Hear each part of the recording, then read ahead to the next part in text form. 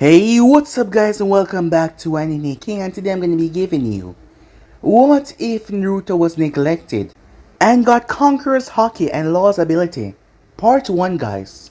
If you enjoy seeing one see the other part, go ahead, comment down below and tell me, and I'll be posting it as soon as possible for you guys to enjoy. And don't forget to go ahead and check out the other channels. Yes, I indeed have 4 of them that I post What If on every single day. Yes, you did not hear that mistakenly. I post What If every single day on 4 channels for you guys to enjoy. So go ahead, check them out and enjoy guys. And don't forget to comment down below and tell me if you're new, so I can reply and talk back to you all guys. And turn on the bell notification, see exactly when I post, because yes, I do post a lot in every day. So without further ado, let's jump into this brand new episode. Begin now guys.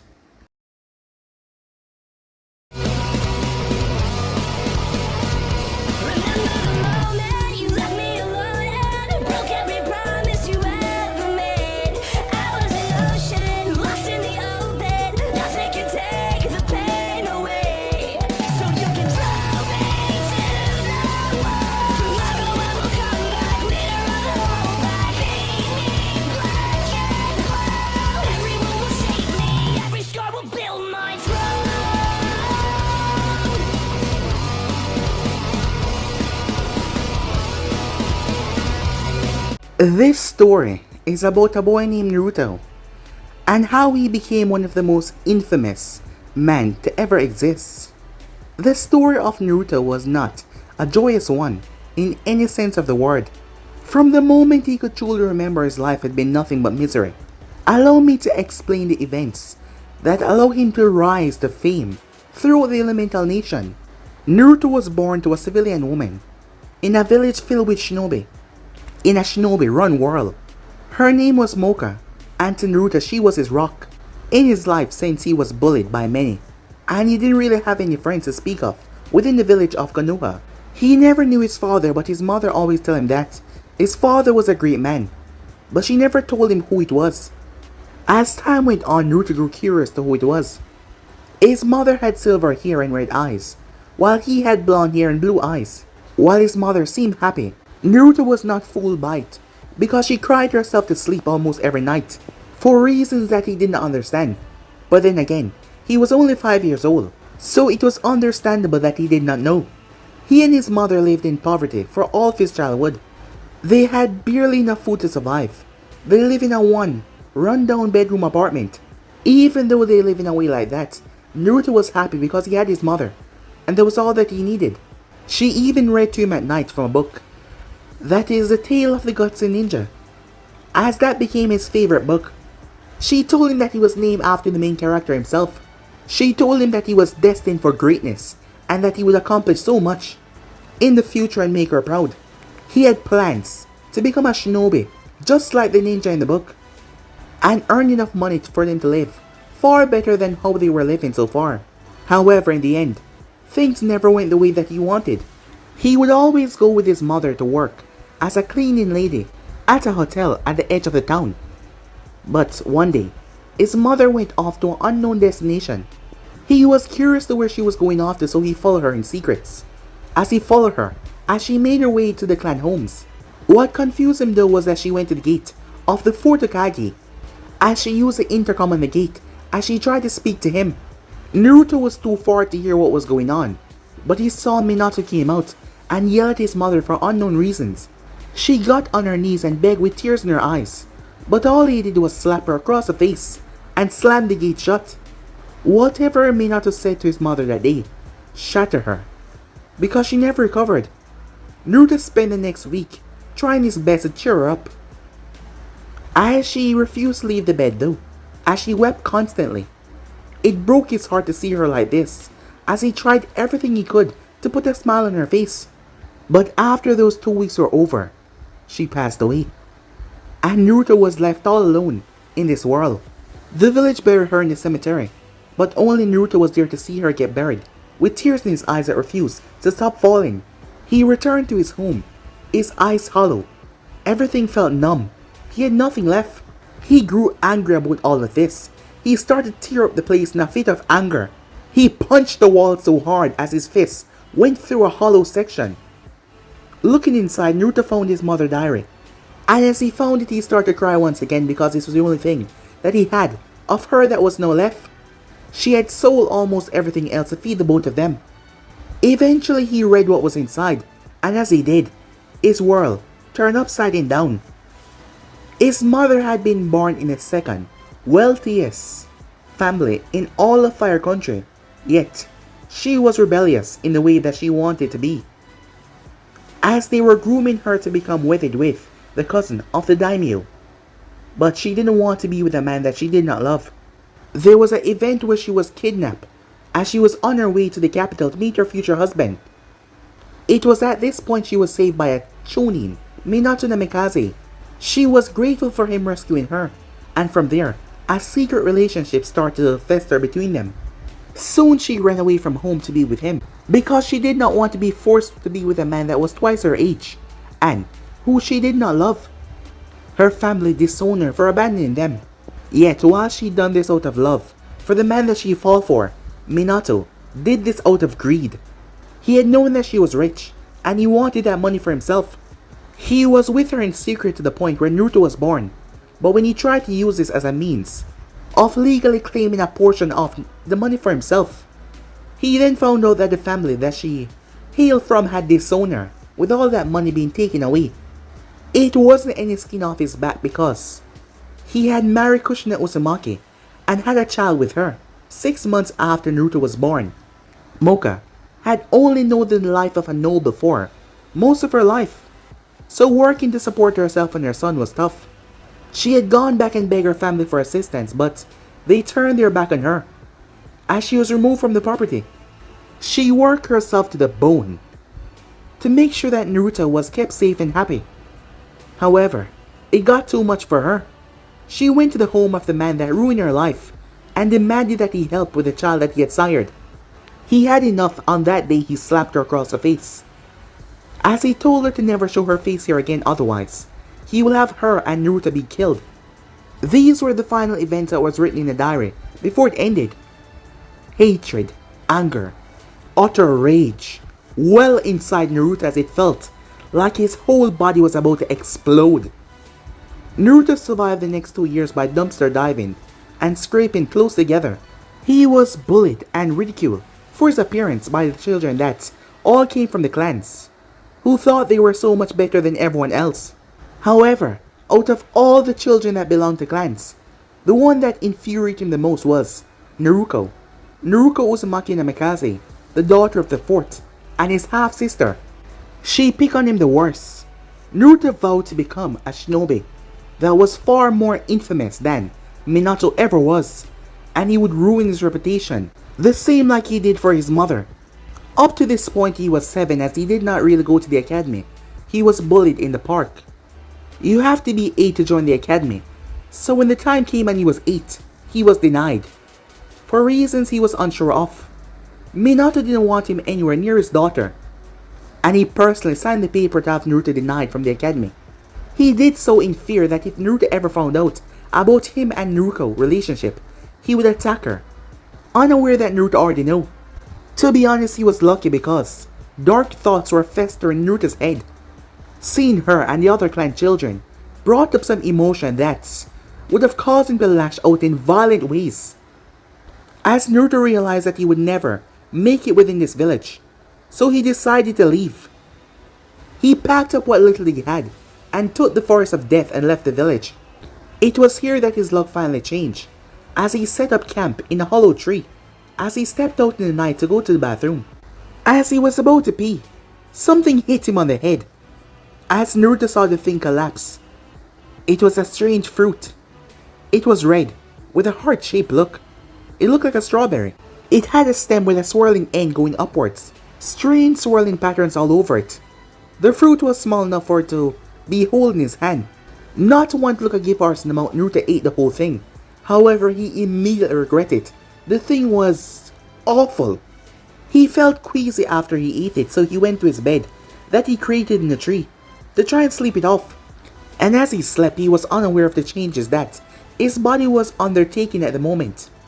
In the morning, Naruto quickly packed up his belongings as he set out for a new life once more. However, he was attacked by a pack of wolves. He pulled out his kunai. However, there was just so much of them. As Naruto realized he was about to get ripped apart, it was then that something really strange happened that didn't really make any sense. A clear dome of energy surrounded him and the wolves. As Naruto was able to somehow kill at least half of them while cutting them to pieces. But the strange thing was, they weren't necessarily dead, because while they were cut to pieces they were still alive somehow and moving about. In the end, Naruto suffered several massive wounds. But he was an 8-year-old with no former training, so the fact that he had survived this long was rather impressive. However, as he collapsed down to his knees, he was gripping his shoulder tight as there was a large bite mark there. The remaining wolves were about to rip him apart. The world was just so cruel to him, Naruto thought. Everything. He would not get his revenge. He would not accomplish anything. He would just die here and be forgotten, not known by anyone, or anything. He would just be another pathetic one lost to the world, swallowed up by this ninja world that he could not even start to fight against. There was no point. He was already dead. No, he refused. His mother had to suffer because of that man. His life was made hell because of that man. Why do these people who do bad things deserve to go on being happy? He refused. An ancient power that was once lost to the world awakened. As a violent outburst of raw, strange unnatural power, immense, exploded from Naruto's body. All the wolves stopped in their tracks as they collapsed, foam coming from their mouth. Glancing up, Naruto was confused, as he didn't know what happened. However, he survived. He lived through that encounter. Whatever he did was something powerful that he has not seen before. However, he needed to survive. He was losing too much blood. He walked for several minutes until he finally collapsed face first. He lost too much blood. Unaware to him, a man had felt his unnatural power and arrived and saw him lying there. Said man picked Naruto up and brought him away. The man brought Naruto to a doctor. Naruto needed a blood transfusion. Turns out that the man that saved him and Naruto had the same blood type, so the blood transfusion happened. Sometime later, Naruto woke up in a strange place. He snapped his head around as he saw a man sitting there. The man calmed him down and told him that his name was Faust, and he was a doctor of sorts. Faust's associate appeared and told him that he may be a doctor, but he was the one that helped him. Faust told Naruto that he had quit being a doctor some time ago, after he lost a little girl that was a patient of his, and he had traveled the world, trying to find a purpose. He had stumbled upon him by sheer coincidence, and he decided to save him. Faust offered to take Naruto home if he wished. However, Naruto explained that he did not have a home. Faust once again took pity on him, as he decided to help Naruto. Faust was no normal man. With his blood now running through Naruto's veins, it turns out that Naruto got a few special gifts. Faust was able to conjure up a door that led him to his own internal dimension, with an operating room, as well as conjuring up items in his possession as well, and storing them away for later. Naruto took the offer and started to train as his apprentice. Through experiments, Faust taught Naruto how to understand his own power. He learned that he gained his powers from the fruit that he ate, and with that power alone, he will be able to surpass Faust in the field of expertise. However, Faust's blood had another rare gift. Faust was able to control blood. A part of the reason why he had gave up was because of his special ability, and he still could not save the girl. However, he only used the ability for medical ninjutsu to help those, as Naruto also inherited this same special bloodline. It turns out that Naruto's body was adaptable, able to adapt to certain things and situations. That is why he was somehow able to gain the same bloodline as Faust. When Naruto became 13 years old, he thanked Faust, as he was now going to make a name for himself. So with that, Naruto left, making his way. He became known as a miracle worker, as he helped people out there. However, that changed when a group of ninjas, bandits of sorts, with some ninja training, decided to show up, forced him to do something that he didn't want to do, as Naruto told him that he would have to pay the fee. It was on that day that Naruto proceeded to slaughter them all, without a shred of mercy. Naruto had multiple tricks up his sleeve, many of which that he did not use because he never needed to. He used various weapons in fights. One of his greatest ones were razor wires that were attached to a set of gloves that he could control like it was an own extension of his body. The wires are sharp enough to slice through concrete and steel without any trouble, but he could also use them to restrain people without harming them. He can move objects without damaging them, being able to rip a pack of cigarettes that he began to smoke since they calmed his nerves. Seeing that he was a surgeon, as he needed his nerves calmed many times when he performed surgery. He was also able to hold several of these wires between his teeth without no damage to himself. The wires can attack from any angle as they hover around Naruto. During combat, he can manipulate them without even moving at all, which made them very deadly. They move much more quickly than Naruto himself does, and they're hard to see with the naked eye. He was also able to release them from his control, so the wires could suspend people in the air without being attached to his gloves. He could also have them encircle his body without physically touching him. They were able to span, at least, to the height of a skyscraper. The limit to the number of wires he can summon was not even known to him. The second weapon he used was a cane. It had a skull on the top, as he was able to extend up to his own height. He had this cane made when he was 10 by a weaponsmith in Iron Country. The weapon had came from a meteor and been picked up by a merchant who saw the value in it. Naruto had went to the merchant for a few herbs, but when he saw the metal he knew that he could make something cool with it. Yet the price was far too high, so he took the herbs and left. However, a few months later the merchant's wife fell ill, and the town doctor told him that there was no cure for what his wife was inflicted with.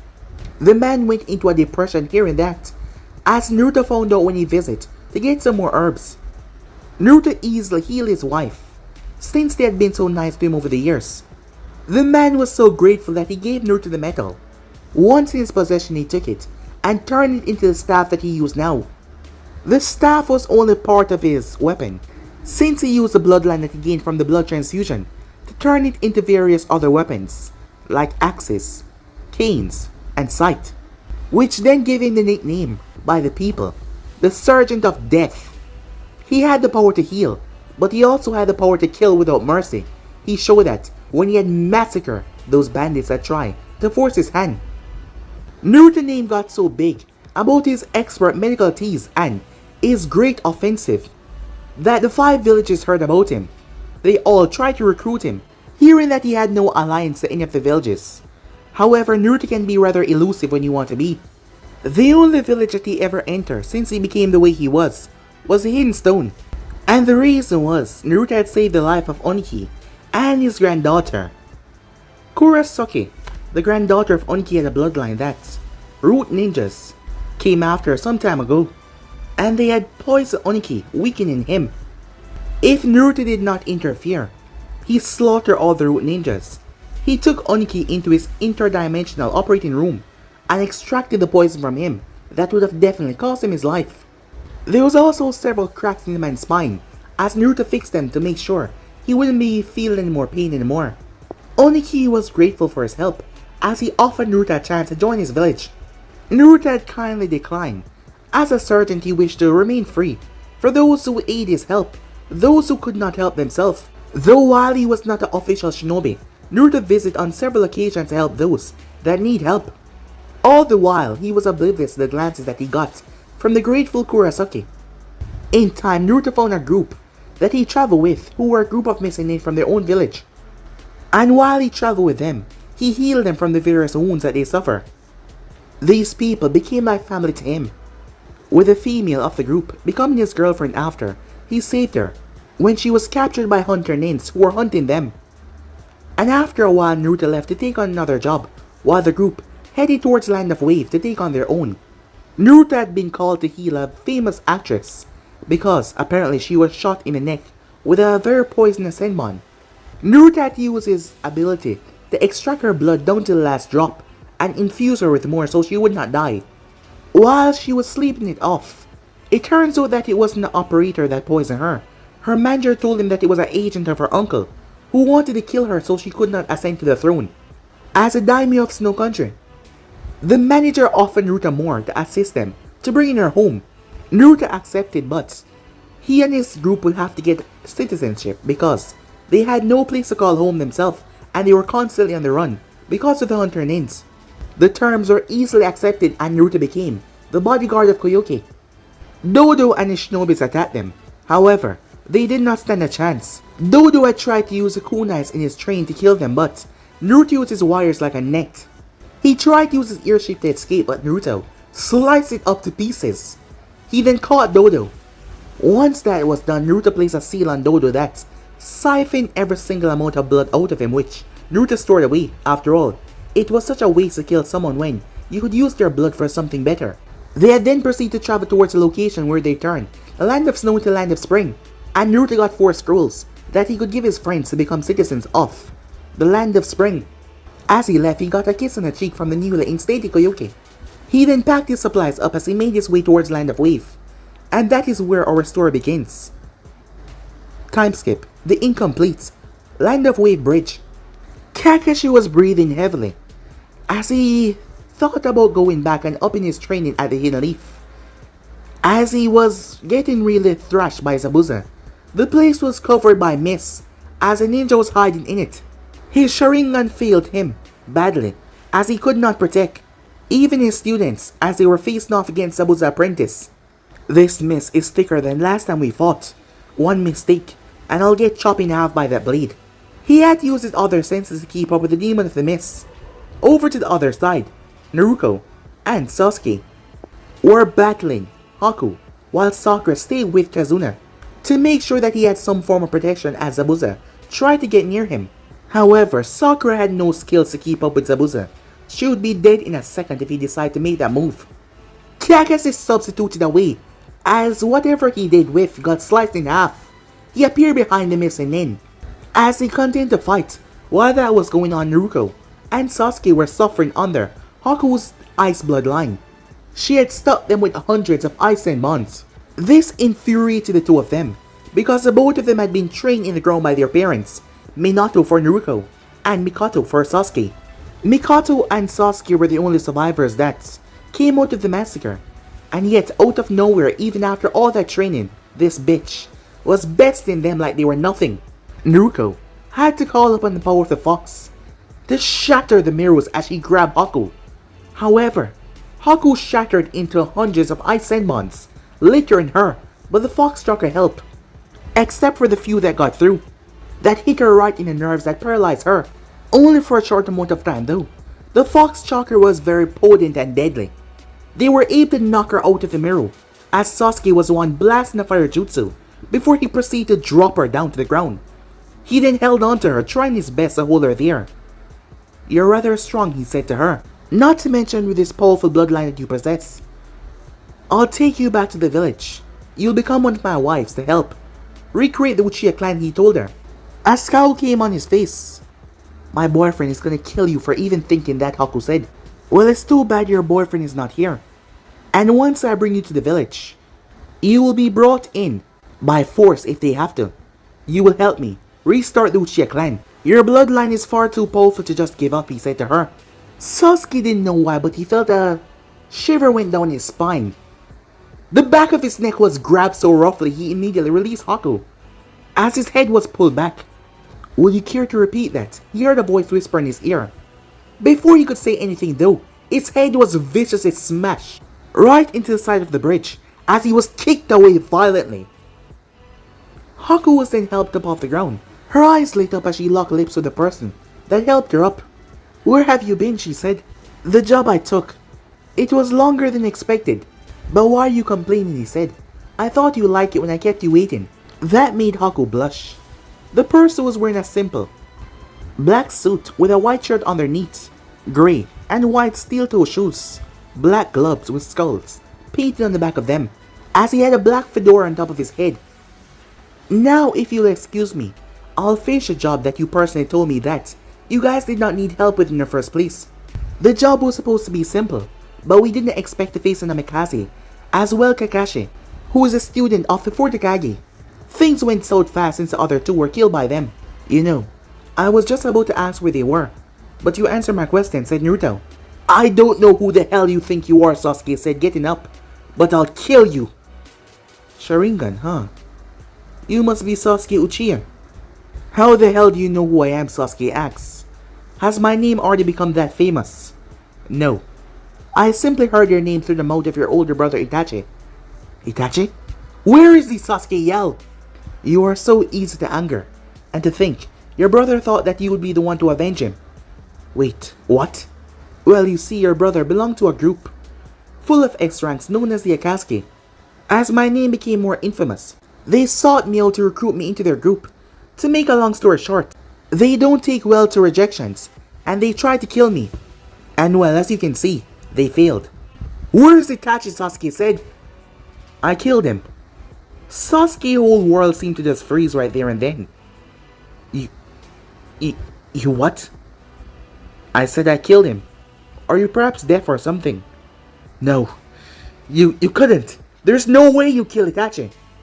Oh, is that right? Then what are these? Naruto's eyes slowly shifted into the... Sasuke was baffled as he saw the Mangekyou Sharingan. Over the years, Naruto had wondered if other bloodlines could be transferred like how he got his first with the blood transfusion. He tried, and in time he got success with a few of them. He was also able to splice his own eyes with the Sharingan of Itachi, which helped him so much more insane that he could not before. You bastard! Sasuke yelled. Rushing forward, he slammed the kunai. Haku screamed for Naruto to move, but he did not. The kunai simply slammed in Naruto's chest. Well, at least you know your vital areas. As Naruto gripped Sasuke's wrist and pulled the kunai out, Naruto's feet then came up and slammed in Sasuke's chest. Blood spurted from the Uchiha's mouth as he was sent tumbling, slamming across the bridge. Sasuke dug his hand into the bridge to stop himself. He coughed up blood as he gripped his chest that was in agonizing pain.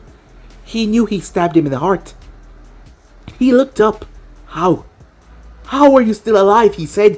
While it is true that you stabbed me in the right place, said Naruto. He held out his hand with a cube, and a beating heart was inside. The problem is, my heart wasn't in the right place to be stabbed. He then pulsed energy through his hand. It then proceeded to disappear and return back to its proper location. Naruto twitched his pinky finger. Sasuke was lifted up off the ground. What the hell is this? Just who the hell are you? He said. Hold that thought for a brief second. Room, said Naruto. As a dome of energy surrounded the immediate area. Shambles. When he said that, he swapped places with Zabuza, who was captured by ninja dogs and was about to be pierced through the chest with a lightning blade. However, Naruto held his staff up as Kakashi Shidori slammed against it. Kakashi hit the skull on the top of it. As he did, blood quickly solidified around his hand. As Naruto twisted his cane, the bones in his arms broke, making it useless. Naruto then lifted him off the ground and swung him around before he threw him. He crashed right into Sakura and the bridge builder. Naruto placed his cane on his shoulder. Hey Zabuza, you alright? He asked. Zabuza brushed himself off as he got up. Yeah, he said. Good to see I wasn't too late to save the two of you. But what exactly is the job here? Said Naruto. We were hired to kill the bridge builder over there. As Naruto glanced towards the old man that was shaking in his boots out of fear. Well then, allow me to finish this, so we can get paid and leave already. Stay away from him, Sasuke yelled, as he still tried to fight against the wires. Alright, and then there was you. You see, there are many things in this world I can forgive. But for you to have the audacity to say that you were going to take my girlfriend and have her raise your bastard children, well, that is something I just can't. While I could just kill you where you are right now, I have something far worse in mind. Room, said Naruto. Once the dome was in place, Naruto pulled out a vial of blood as he broke it, as he formed two small balls with spikes all over it. In a sleight of hand, they were switched with two strange grayish oval-shaped balls in Naruto's hand. Sasuke felt a sensation. What the hell? You see this, Sasuke, said Naruto, holding up the both of them. These are your testicles I just replaced with those spike balls. So yeah, good luck reproducing. Now, said Naruto, as he brought his foot up and slammed it into Sasuke's groin. The Uchiha cried out in bloody murder as the wires loosened as he was sent sailing back. Sasuke was now bleeding from his crotch area since his spikes had stabbed him rather badly. As Naruto used the blood on his spear to form a sharp lance, he pulled his hand back as he was about to step off until he stopped himself. "It's your lucky day, old man," said Naruto. Tazuna was sweating. "It seems like our employer decided to betray us. Also, you may want to cut back on the drinking since your kidney is about to shut down." "But here," said Naruto as he reached into his robe and pulled out a small bag of pills and threw it to Tazuna, who caught them in shock. "Those should help. Take one of these for the next month," said Naruto. "How did you trust me? I'm a doctor," said Naruto. "And now, I have no reason to kill you." As Naruto said that, "Well, looky here. The demon of the mist. The big demon defeated by a bunch of Konoha brats. I should have known that your reputation did not match up to your skills. You're all hype, a little baby demon, thinking that he has the biggest stick to swing. Got to appear with an army of bandits." He saw that Zabuza was out of breath, Human's assistant. However, seeing that there was one still standing that he did not see before, he figured that they failed.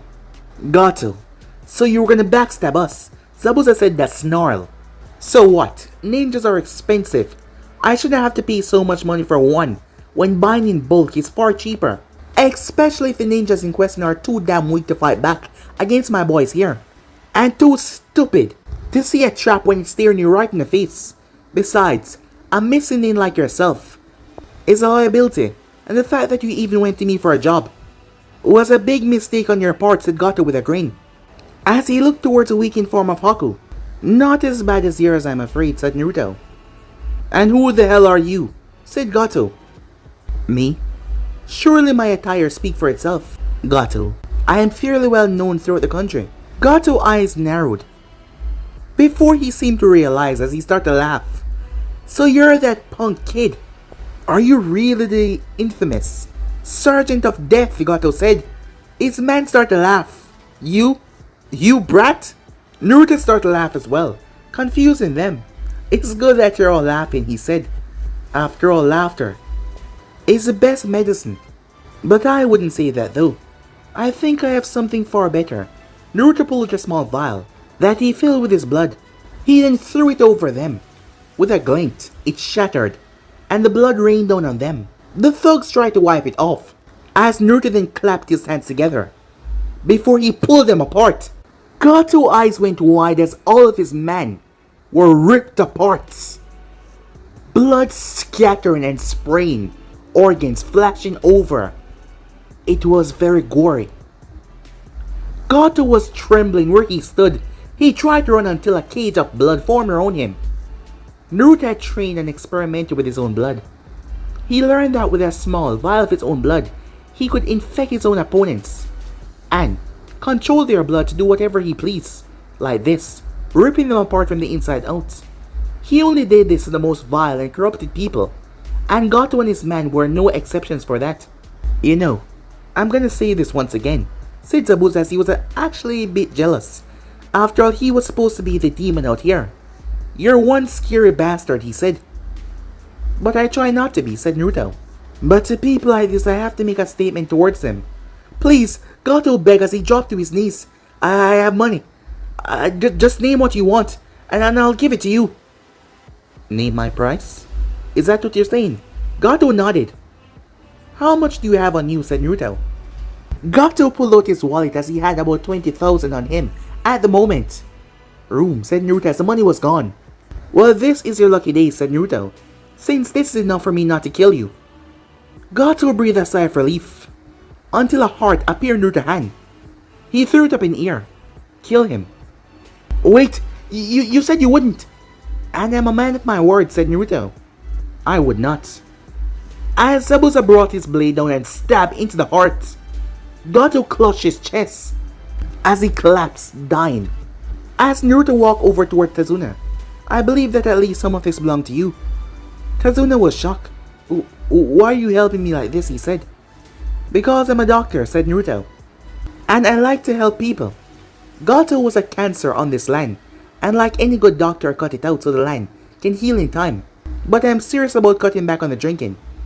As Naruto started to walk away, "Wait! What's your name?" "Oh, me?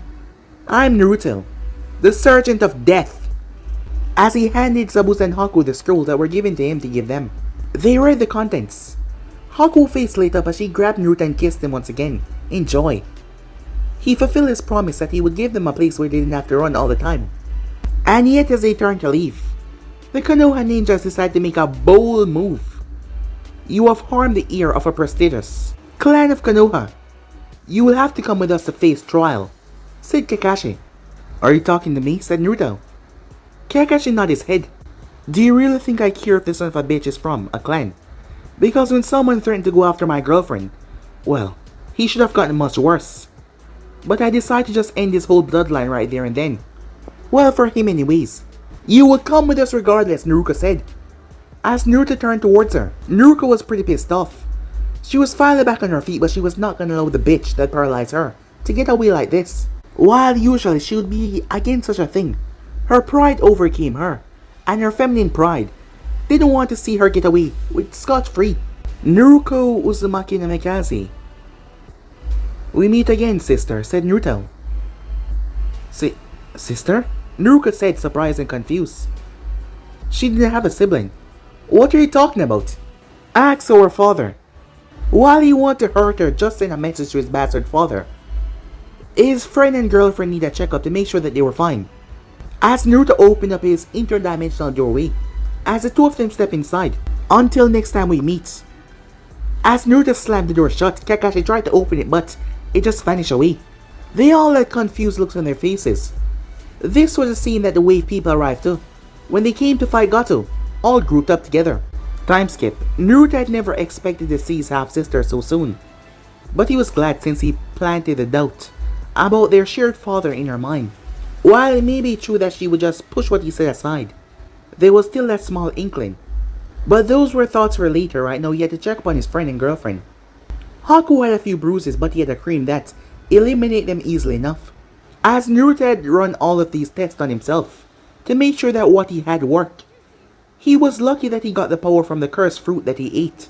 Otherwise, the things that he did to himself to make sure that his things work would have killed him at least 10 times over. So through his trial and error, he made a cream that could heal bruises within a matter of minutes after applying. As Naruto kissed her on the cheek, but she grabbed his face and kissed him on the lips. As Zabuza growled. While he would never admit this to anyone, because of his scary ass reputation. Well, Haku was his adoptive daughter, in all but name. He had plans to make it official when he get to, but she was his daughter in all but name. And like any father, he was picky of who his daughter date. And while he had planned to fight anyone that wanted to date Haku to make sure that they were strong enough to protect her, or even could stand by her side, that didn't go over well with Naruto when their relationship began, because Naruto had used his power to decapitate him, and literally, and not metaphorically, literally shoved his hand up his ass and left it there for a while. After finding out that Zabuza would be alright, Haku couldn't help but laugh as Zabuza was running around like a headless chicken. Zabuza had looked at Naruto in utter fear after he had calmed down, as Naruto had quite a unique power that was rather terrifying. After that, he never voiced his opinion about the relationship since he never wanted it to happen again to him. Zabuza's wounds were a bit more extreme since he had some broken bones that need to be fixed. Sure, they would heal naturally on their own, but with his power, Naruto was able to cut his chest and remove the broken ribs. They have seen this many times before, but it was still shocking the way he did these things. But then again, if you think about it, neither is spitting out tidal waves or conjuring ice like Haku did. As Naruto took the ribs that need to fix, as he used his wires to cut them into pieces, he then placed them in that calcium heavy paste that used to repair the bones. He then proceeded to use his chakra to make them whole again. He then placed them back and used his threads as he stitched Zabuza back up, and he then used a cream to remove all the scars. Zabuza remembered the first time Naruto operated on him, since he had so many scars that Naruto eliminated quite easily. Okay, said Naruto as he took his gloves off. As he placed them into a disinfectant to clean them, he then put them back on. He was a surgeon after all. He kept his place well clean and tidy. The operation room was fairly large, as it was 4 times size than a normal hospital room. There was a room for the freezer where the blood were, stored by their type, the medical bay, the other sections. It was quite well maintained and perfect for a surgeon like him. Now that you're all checked out, shall we head back out? Zabuza stood as he stretched, So enlighten me.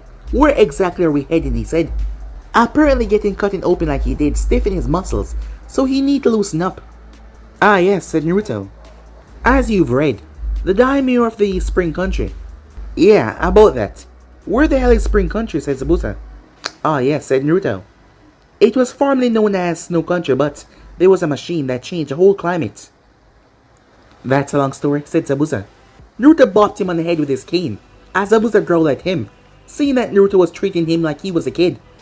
It is, said Naruto, but I just wanted to simplify it. On the off chance that you didn't want me to explain it fully. I'm actually curious, Haku said as she pulled up a chair. When and how did you manage to acquire 2 functional Sharingans? Wait, said Zabuza. You have Sharingan now? That I do, said Naruto as his eyes changed to show his eyes. So, are you interested in my story now? Very much so, because last I remember, there are only 2 other Uchihas left in the world with access to such eyes, and Kakashi as well that have one. But he's still alive, so that eliminates him, and that Brack is still alive as well, so that means you kill Itachi Uchiha. How the hell did you pull that off?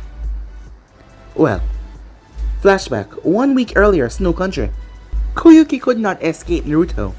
She tried her best, as no matter what she did, she could not run away from him. So she just stayed pissed off because she could not leave. As Naruto was currently watching her at the moment, he invited her to a nearby bar, as he bought drinks for the both of them. Once she started to drink, she was more open about her situation, and tell why she didn't want to go back home. She lost her father, as her uncle had went after him, and she only escaped because of outside sources, and she had become an actor a few years after that, and she's been running away from that place ever since. She knew if she went back she would suffer the same fate as her father, as Naruto shared a bit of his own story, that he lost his mother when he was 5, as they had been born into nothing, suffering from ridicule and bullying. His life was utter hell as well. The reason why Naruto loved to help people that cannot help themselves was because he hated to see people that couldn't do anything about it feel pain. Naruto told her that if he could, he would sacrifice every single amount of power he had to bring his mother back. However, that was not possible, so he did what he can for others by helping them. Koyuki was shocked. She never expected him to be like this at all. His words touched her though, as she wanted to help her people, but still, her uncle was just too powerful, with so much people under his employ that will kill her without remorse. As Naruto merely patted her on the shoulder, and told her that is why he was here. They had one more drink with the bartender as Naruto insists. As they left, what Naruto did not tell anyone though, was that he poisoned the bartender drink. The poison was slow but lethal. It was a special one that he made, and he had the antidote to it. As Naruto was aware that the man had been hired by Dodo to poison her, as Naruto tasted when he drank it. As Naruto spiked her drink though with the proper antidote so she would be fine. And as they left to join the group, Naruto was aware of the men, 2 of them to be exact, in black cloaks with red clothes on them. So here they were now as Koyuki slept in her room, so that she would be refreshed for tomorrow's shoot. Sure, they were heading back, but they were still shooting a movie. She had a contract as they headed there. Naruto had a black book in his hand as he wrote in it. As Naruto powers alone could not heal, his power allowed him to get to the infected part of a person, as he still need to buy materials and all that, as he wrote down what he needed in the book. He paid top dollar so he gets what he wanted. Koyuki and her manager was worried because Naruto did not seem to sleep, but he showed them a pill that he take to fight off the effect of sleeping. Some days he had to stay up, but drowsiness tried to get in his way, so he cancelled the effect with those pills. Koyuki was able to sleep peacefully because she knew that Naruto was guarding her. As Naruto closed the book, as he pulled out a sealing paper and used ink and his own blood to seal the door shut. While he did know how to make a few powerful seals, he was nowhere good as the Uzumakis.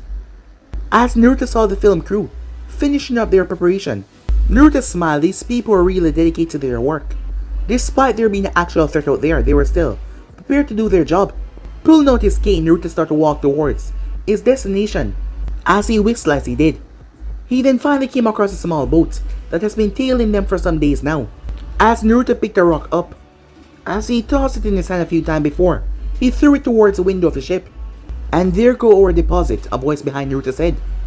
as he turned to see two figures behind the snowy trees. He had a slash through his Konoha headband to show he was a missing nin, markings going down his face, like 10 lines. As he had black hair, as he was in the Akatsuki black cloaks with red clothes on them. The second man was taller, as he had something on his back.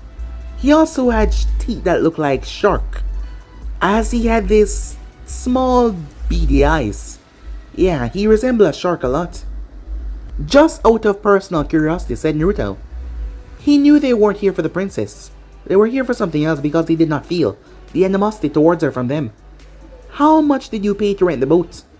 Too much, the short man said, since I'm fairly certain that we were swindled by that man.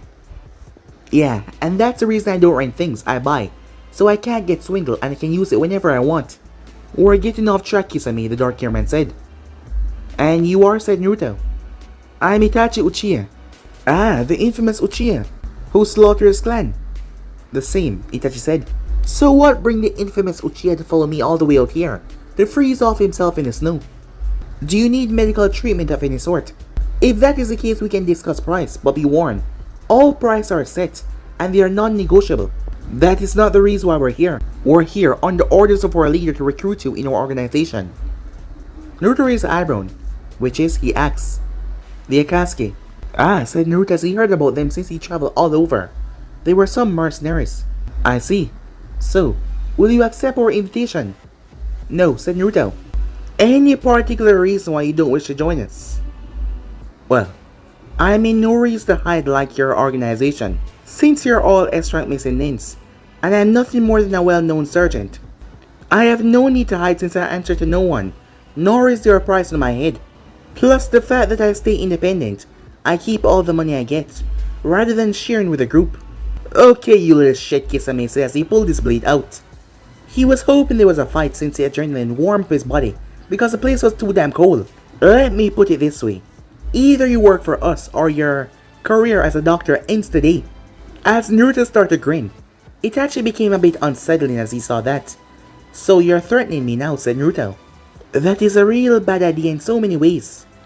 Do you really believe you have the ability to take on two S-rank missing ninjas? Itachi Sharingan flared to life. So many had paid with their life for underestimating Naruto. So they would not. What is with you people from clans? That you think that you're better than others. And when you're not? I don't think in such a way, Itachi said.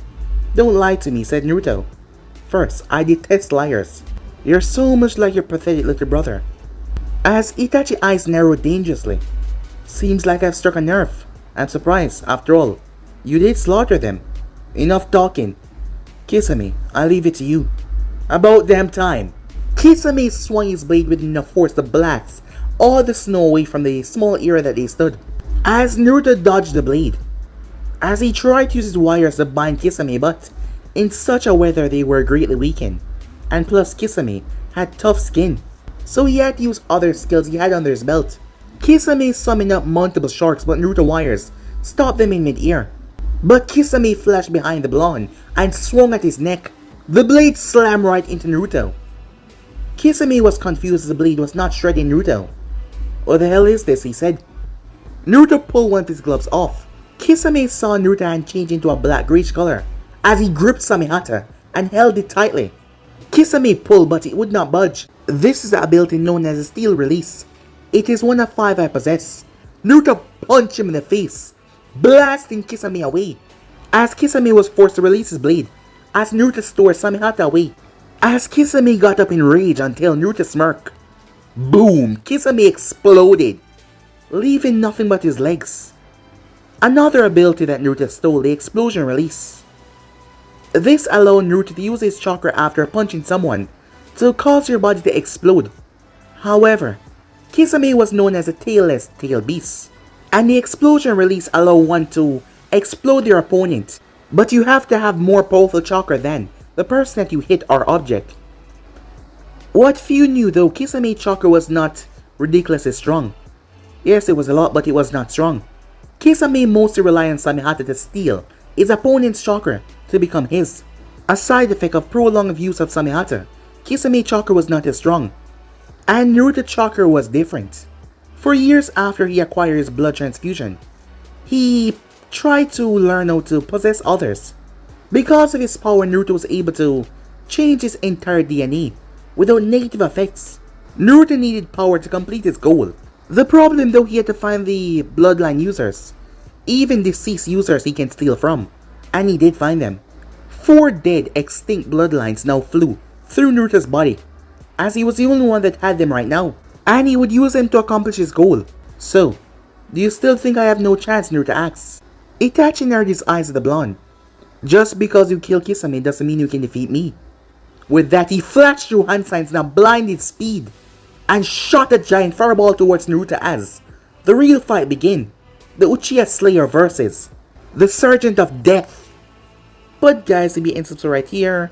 If you want to see next person, do like, subscribe, comment down below, turn on the bell notifications they posted, and don't forget to go ahead and check out other channels. Yes guys, I indeed have 4 of them. Yes, you heard that correctly.